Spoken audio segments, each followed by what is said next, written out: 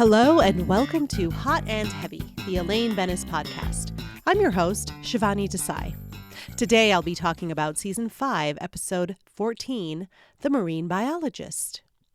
Hello, everyone. I hope everyone's doing well.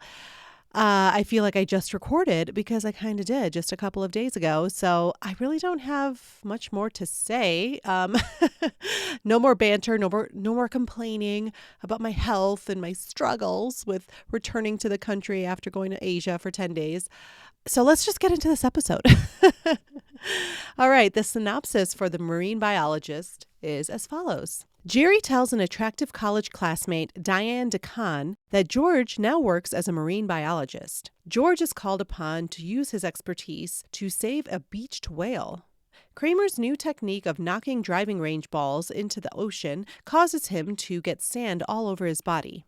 Kramer gives Elaine a new organizer, but its beeping sound causes a technology-fearing Russian writer to throw it out the window, hitting a passerby. This episode was written by Ron Haig and Charlie Rubin. Sorry, before we get into this, I feel like I sound super congested, and I am. I'm still on the back end of this cold, but it's just, I don't know, it's just this congestion is lingering, and I apologize for how I sound. I sound really like echoey in my own head. I feel like my ears need to pop. Oh my God, I'm back to complaining. We are moving into the episode, Shivani. Shut up. All right, so we start out in Jerry's apartment. Elaine is on the phone. It looks kind of like an important call. Jerry is trying to tell her about Golden Boy, his favorite yellow t-shirt. Elaine's annoyed, She's like, I'm on the phone. And he keeps talking about Golden Boy, but he's slowly dying. She says, why don't you just let him soak in some wool out? No, he has to play every game. It's stupid. And then over the phone, Elaine gets some good news, and she's excited. Yes, she's excited. She gets off the phone and tells Jerry she's going to be working with this Russian writer, Yuri Testikov, on his new book, and that she and Lipman will be picking him up on Thursday in a limousine. She's so excited. Do you know what this means? It's like working with Tolstoy. Then Jerry tells her that Tolstoy's book, War and Peace, was originally titled War, What Is It Good For? Elaine rolls her eyes. Ha, ha, ha. He's like, no, I'm serious. His mistress was the one who suggested War and Peace. She says, but that's a line from that song. Well, that's where they got it. Really? George enters, and he's doing a Jack Nicholson impression. You can't handle the truth. From one of my favorite movies of all time, A Few Good Men. Highly recommend if you haven't seen it. George brings his mail in with him and tells Jerry that he had to bring it because he doesn't want his mother reading it. She will read anything. She'll open envelopes. What does she say? I was curious. Jerry's like, isn't that illegal? Well, maybe I can get her locked up. Elaine is leafing through their alumni magazine, and then she sees something about Jerry in there. He appeared on Letterman, The Tonight Show, and he also made a pilot called Jerry that wasn't picked up. She asks George, why aren't you in here? He can't handle the truth. All right, Elaine has to get back to work. My take on this scene, JLD is adorable in this scene. She has a couple squeal moments, which I enjoy. Yes, I'm excited, and in a limousine. She's like a little girl, like a giddy little schoolgirl. And I like that we're seeing another glimpse into Elaine's career and her passion for it. I mean, she's so thrilled to be working with this prolific writer, and I feel like it's been a while since we've seen anything to do with her job. So I'm liking that we are seeing this side of Elaine's life right now in this episode.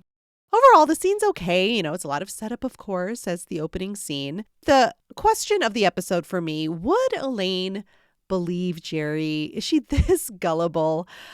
I mean, we have to remember this is years before it was normal to just Google something very easily. So, she couldn't have confirmed this, but I go back and forth about Elaine's gullibility about this dumb thing that Jerry says. On the one hand, I accept it because even the smartest people can have an off day and they can get tricked into believing something ridiculous. But then I swing into total denial that Elaine would ever believe this. He's a comedian who barely reads anything besides the sports section of the newspaper. Why would he even know anything about literature or literary trivia? It just makes no sense. But at any rate, there's no use debating it. She believes his war, what is it good for gag. All right, next we see Elaine exiting Jerry's place, and she gets knocked to the side by Kramer and his golf clubs. He stops her and says, "Hey, I have something to give you." So he gives her an electric organizer that he received from the bank for opening a new account. And she's really thrilled about it. She's been wanting to get one. Really nothing to add here for Elaine. We just needed to see this organizer being given to her by Kramer. All right, next we're in Jerry's apartment. George is telling Jerry about this whale show that he saw. Man, he loved it. And he was so impressed with the way the whales communicate. These marine biologists study them. Man, what a fish. They're mammal, whatever. Kramer enters and asks, do they want to have some fun? Jerry really wants to have some fun. And George is just saying he wants to have fun. So Kramer offers this whole thing to go to Rockaway and hit balls into the ocean. They are not interested and decide to go to lunch instead. The next scene, we are at the ATM. Jerry makes up this race between the woman and him. She's at the next ATM. And he races to get his ATM transaction done before her. And he wins. Then she stops him and she says, "Jerry, it's Diane Dacon from Queens College." So the actress who plays Diane is Rosalind Allen. And she's had a long career in TV and film. She's still working to this day. And I think she does exactly what the role calls for. She is very sweet, charming, attractive. You can totally believe that she was an it girl. It's not the juiciest character. Her role is more to get comedy across, but I think she does a great job. So she and Jerry chat and she tells him, "Oh, I've seen you on TV. You're doing great." And then she asks about George. He was such a goof off. Did he ever get anywhere? And for some reason, Jerry feels compelled to say yes. In fact, he's a marine biologist. Clearly that's stuck in his head with the little discussion they had earlier. She cannot believe it. George is a marine biologist? Yeah, he's specializing in whales to lower their cholesterol. All that blubber is not healthy. So stupid, but funny. They're the largest mammal on Earth, but as George says, they don't have to be. Next, we're at Monk's, and George is so excited to hear that Jerry ran into Diane Dacon. She was the it girl. And Jerry tells him, "Well, she asked about you." He is so excited. "She asked about me? She remembered my name?" Then Jerry piles on even more that she asked for his number. I think she's going to get in touch. Now, George gets pretty serious. If this is a joke or some little game, we're finished. Jerry says, "Expect a call." Oh my God, he's not kidding. And I know this isn't an Elaine scene, but I do love this moment where Jerry says, "Now, I should tell you, at this point, she's under the impression that you're a marine biologist." George pauses, super confused. Why am I a marine biologist? I may have mentioned it, but I'm not a marine biologist. So anyway, obviously George is like, well, what the hell am I supposed to say if she calls? And we cut to George on the phone with Diane saying random sea creatures and plants and that he just got back from swimming or living with the turtles in the Galapagos Islands. All right, next we are in the limo with Lipman, Elaine, and Yuri Testikov. Lipman is telling him, we set you up in a nice hotel and we can also give you an office if you'd like. "No, he work in hotel.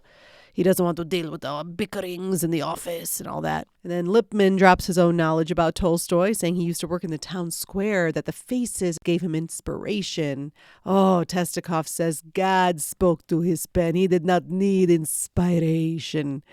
Oh, yeah. And Elaine has to chime in. She wonders, would War and Peace be as highly regarded if it had been published under its original title, War, What Is It Good For? Lipman is horrified. What? And Elaine goes further. No, Mr. Lipman, it was his mistress who insisted they change the name. And Lipman's just like trying to get her to stop talking. Then she even sings the song, "Absolutely Nothing." Huh! Say it again. And she tells Testikov, that's a song. They took it from Tolstoy. "No," Lipman says. Testikov is so confused. What is it good for? Lipman's like, "Oh, she's just joking. It's a sense of humor." Elaine denies it. No, it's really true. No, it's not. Meanwhile, there's this high-pitched beeping sound that's getting on Testikov's nerves. "What is that noise?" Well, it's coming from Elaine's purse. It's her new organizer. She's trying to turn it off and cannot figure out what to do. Then Testikov has had enough and finally just grabs it out of her hand and chucks it out the window of the limo. And then we get a quick shot of Kramer shooting balls into the ocean. Well, trying to, but he missed the ball. All right, my take on the limo scene, I think it's a really fun scene. Right off the bat, you see JLD playing this with this subtle nervous energy, and it works so well. We know Elaine is in awe of this man and is probably having a hard time even conceiving the fact that she's sitting next to him. And JLD plays this so well. Her body language just screams like, "Oh my gosh, I can't believe I'm here. I'm so excited." When she brings up the alternative title, War, what is it good for? I love how she says it with such confidence, like it would prove just how intelligent she is, just knowledge she has. And the cuts back to Lippman and his face and his expression, they're so funny. Richard Fancy, as always, delivers. It's such a great performance. He's so mortified. And then the singing the song, just digging that hole even further. And I like that little argument between Lippman and Elaine before that beeping sound takes over. It's very fun. She is completely ready to argue this with Lippman. Elaine fumbling with the organizer always makes me laugh as well. I love that she's just calmly like, okay. Yeah, I'm going to do that. Yeah, I'm going to try. I'm not sure. She's just very calmly trying to turn this thing off. And again, Lippman is just trying so hard. First she comes up with this stupid ass war. What is it good for? Now she's got this device that's torturing this poor man. Lippman is just trying to get her to stop screwing up everything. So yeah, the scene has really fun comedy for JLD and great scene partners in Lippman and Testikoff as well. All right, next we're in Jerry's apartment. George is telling Jerry how uncomfortable he is with this whole marine biologist thing. Jerry points out, with all due respect, I thought you could handle this given how much he lies. Well, it's one thing if George makes it up. He knows his alleys. He knows what he can handle. Jerry's got him in the Galapagos Islands. He doesn't know where he is. And he says to Jerry, "Why couldn't you have made me an architect?" We all know George has always pretended to be an architect. And George is supposed to see her tomorrow. He's just going to tell her the truth. Maybe she'll just like him for himself. Kramer enters and slams his clubs down. He couldn't hit anything, only hit one ball into the ocean that went way out. Then Kramer's also annoyed that he can't get rid of the sand and it's all over him, even in his pockets. Then Jerry gets a phone call. It's some woman who was hit in the head by an electronic organizer. She found Jerry's number and wants his help tracking the owner down. Next, we're at Monk's. Jerry's meeting with the injured woman, and she's telling him how she was just walking along, minding her own business, and she gets clonked in the head by this organizer. She had to go to the hospital and get scanned, and she has no insurance. Oh, Jerry is so appalled. The actress who plays the injured woman is Carol Kane, and very recognizable actress. She is best known for playing Simca on Taxi. I remember seeing her on Taxi. She was Andy Kaufman's character, Ladka's wife. She's appeared in so many movies and television, including The Princess Bride and Scrooged, and she's still working to this day. I love her in this role. She's so incredibly funny.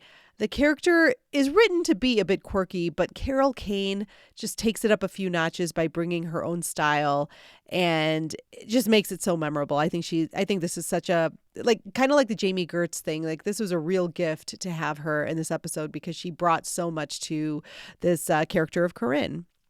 Now, when I was looking at her IMDb, I always like to read trivia and just kind of little known facts in their bio.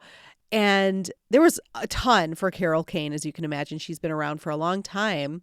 But I thought this one was particularly appropriate to bring up in this episode. She had worked with Jack Nicholson, on a movie. And so there was a quote from Carol Kane about working with Jack Nicholson. And she says, "Jack prefers the actresses with whom he works to be on the short side. I wasn't tall, so I was immediately in. The reason for this is that he is no more than 5'7" or so himself. When he has no other choice but to play opposite a lanky actress, he will wear elevator shoes." What? Spilling the tea on Jack Nicholson. I'm not surprised to find out he's pretty short. I feel like most actors in Hollywood are very short and diminutive, but I'm sure that's not something he wanted out in the public. But that he wears lifts. I love that she called him elevator shoes. Maybe that's the correct term, but yeah, he's heightening. I just thought that was a fascinating quote about Jack Nicholson and very appropriate for this episode. Anyway, back to the scene. She's also annoyed at this organizer because it keeps beeping and won't shut up. Jerry totally understands why she wants to find this person. She shouldn't have to pay for the medical bills. And then she says, someone told me that they thought they saw it fly out of a limousine. Ah, typical rich people using the world as their own personal garbage can. And Jerry's also wondering, why is his name in this creep's organizer to begin with? I mean, who do I even know who would have been in a limousine? Oh, Jerry remembers. It clicks. All right, next we're in Jerry's building. We see Elaine knock on Kramer's door. She gives him a hard time. Great organizer you gave me. She tells him how it wouldn't stop beeping and that Testikov threw it out the window and that she transferred everything into the organizer and she's lost Kramer. And Kramer is still so distracted by all the sand on his body, which begs the question, why isn't he showered? I think that would do it, Kramer. All right, then Jerry arrives and he says to Elaine, so what do you have to say for yourself? And she says the same to him.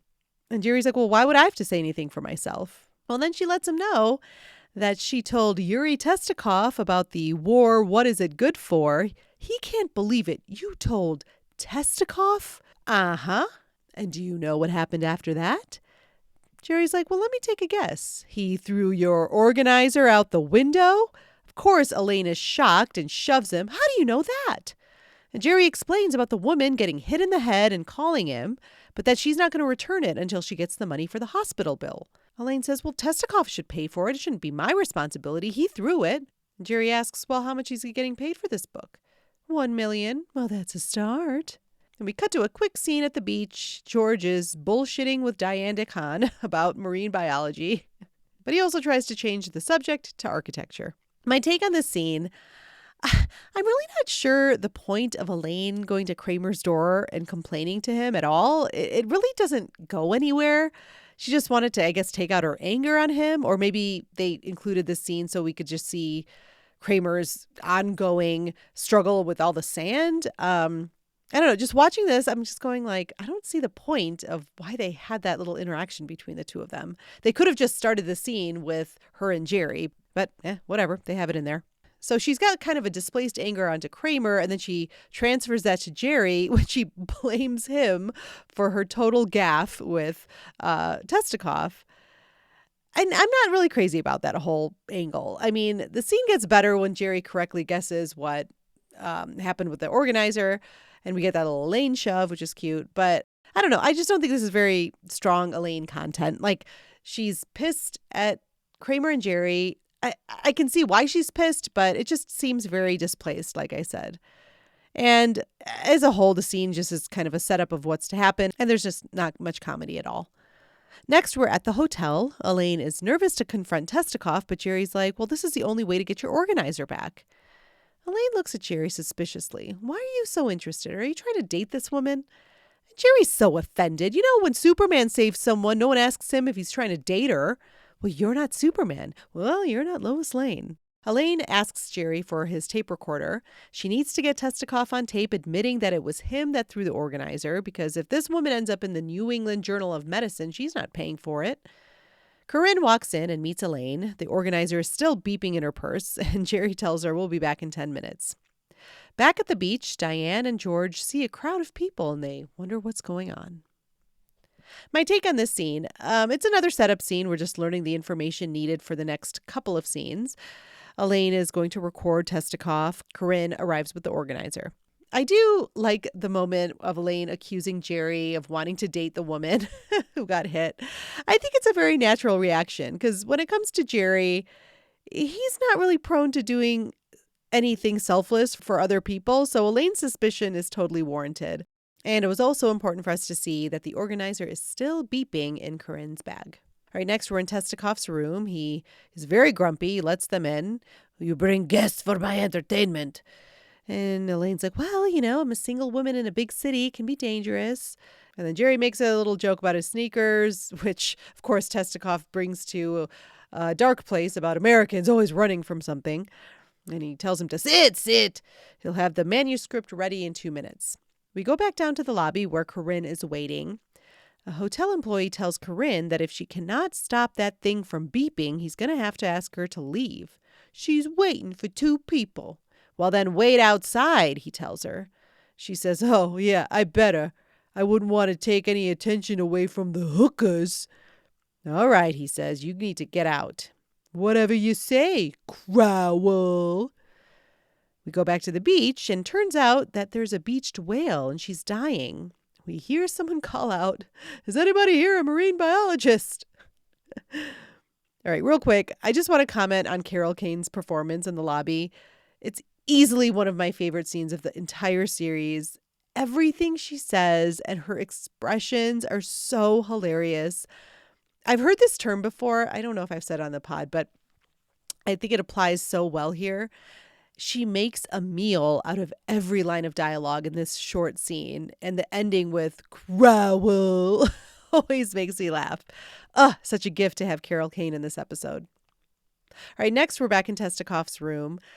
He gives the manuscript to Elaine, slams it in her hand, and they're about to leave, but Jerry motions to Elaine to confront him. She turns around and positions her bag right in front of him and walks him through what happened. "Do you remember the other day when you threw my organizer out the window?" "How could I forget?" She starts telling him, well, it actually hits someone in the head, and "Oh, what's that noise?" Well, the recorder is making these squeaking noises. He grabs her purse, finds it, and of course, chucks it out the window because he's appalled to find out she's spying on him. And as we see it fall out the window, it's headed right for Corinne's head. Poor Corinne. Then we see Kramer at his window shaking the sand out of his boot when he accidentally drops it, and it looks like it's going to hit Newman right in, well, the head or the face because he's looking straight up at it. My take is not my favorite scene. They just needed to resolve the Testikoff plot.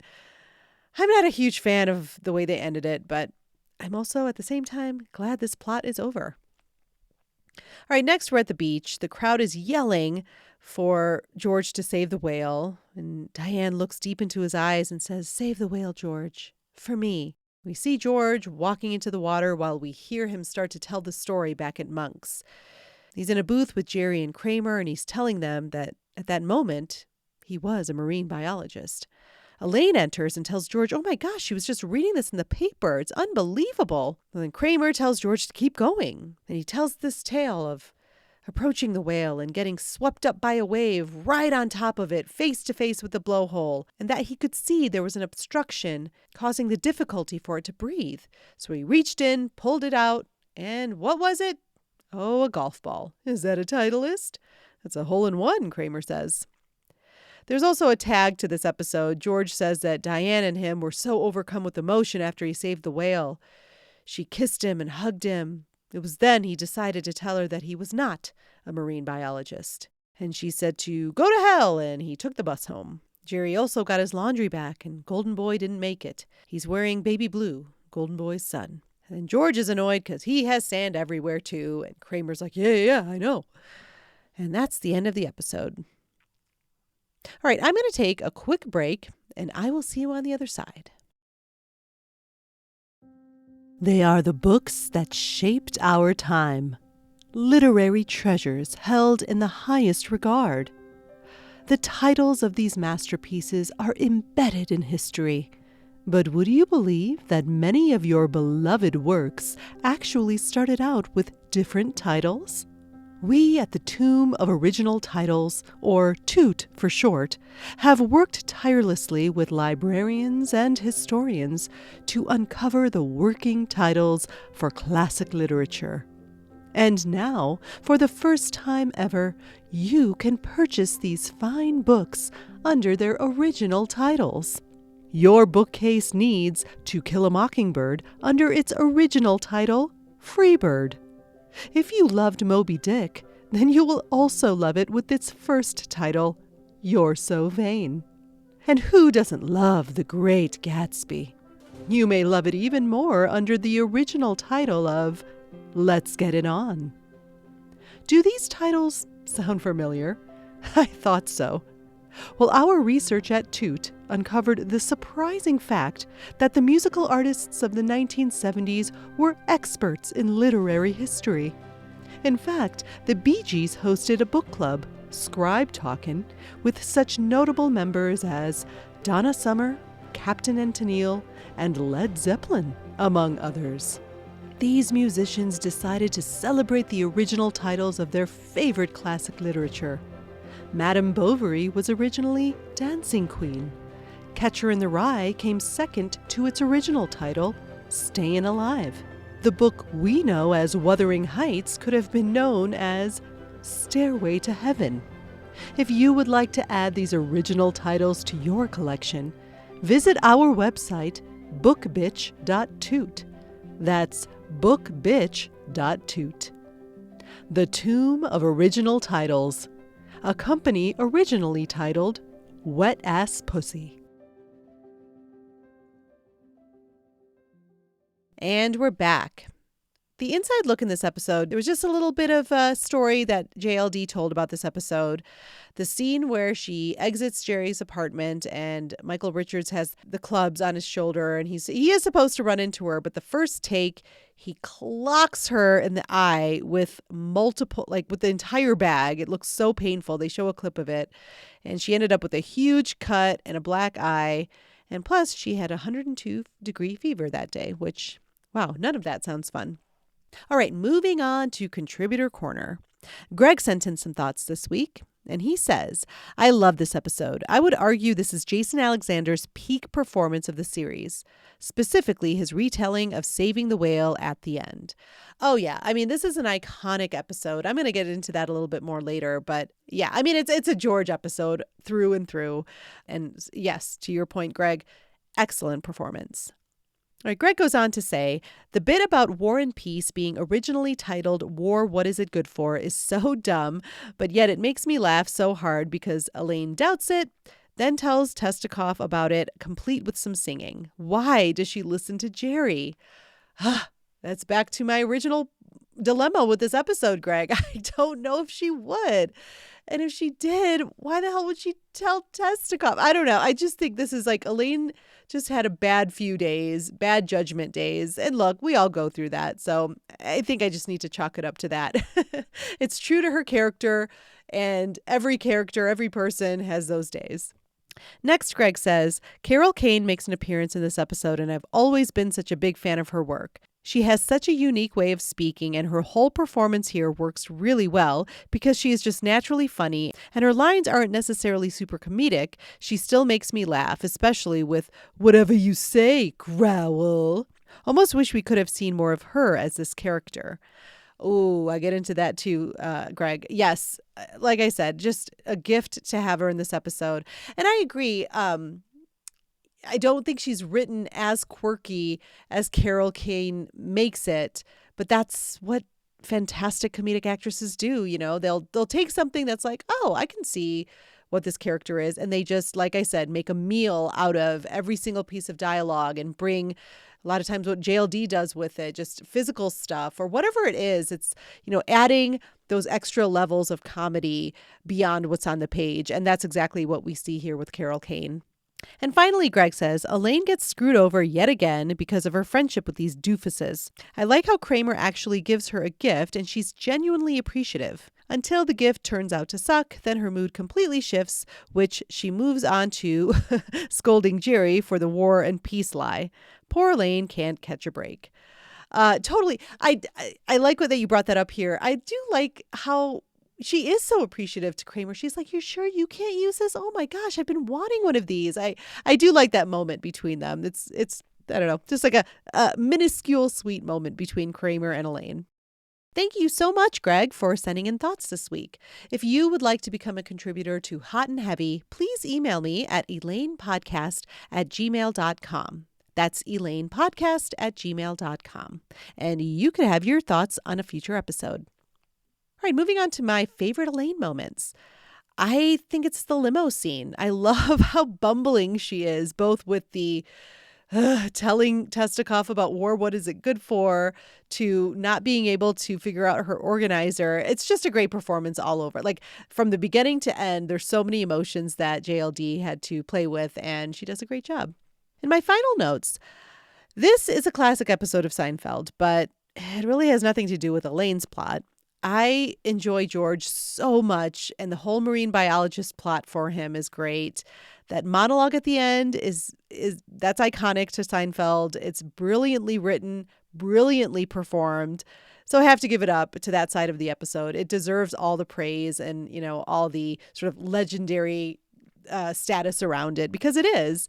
And I'm sure a lot of you fans out there will know this, but they had written that final monologue for Jason Alexander sort of the night before. It was like a rewrite. And they were like, well, he's not going to have any time to rehearse this. But Jason Alexander, being the brilliant actor he is, and so much, I think I'm just theorizing this, but I think, he's a classically trained like Broadway actor. So I think being a quick study is so necessary in that realm of acting. So I think he just brought all those skills, and he was able to, he claims it was in one take. They just got the entire thing in one take. So just what a cool, not only just on screen, what a great moment, but just behind the scenes. Wow. Like the way they pulled that off. I love those kind of stories. I do feel the opposite about Elaine's plot. It's very flimsy, and again, it's just a kind of a disservice to the Elaine character. I know that sounds overdramatic, but that's how I feel. She spends the entire episode getting screwed over by every dude, well, except George. Jerry, because he told her the false title stuff. Kramer, because he gives her the defective organizer. And then Testikov, because he threw out both of her electronic devices. Maybe Lipman. No, I mean, I was going to include Lipman, but I think his frustration in the limo is very justified with Elaine. So with that being said, my scene swap idea, can we just forget about this sand bullshit with Kramer? I mean, look, I'm not a fan of Elaine's plot, but Michael Richards got screwed in this episode. I mean, literally his only thing is like sand. Well, okay. And then the titleist and all that stuff too. But like most of his scenes, he's just frustrated about sand. Come on, guys. But anyway, I would have cut that shit out, and I would have loved to see Elaine and Corinne team up against Testikov in some way. Plus, that would have given us JLD and Carol Kane together, two hilarious actresses. I mean, the fact that they had these two women barely interact in this episode is sort of absurd. And throw Jerry something else. I don't know. I guess he could still be involved with the Testikov stuff, but I just think a Corinne contacting Elaine instead of Jerry when she finds the organizer, and then them teaming up. How great could that have been? We will never know. But I think, in my mind, Corinne and Elaine should have teamed up together to take Testikov down. And I think that's all I can say about the Marine Biologist. Thank you so much for listening, and I will see you next time.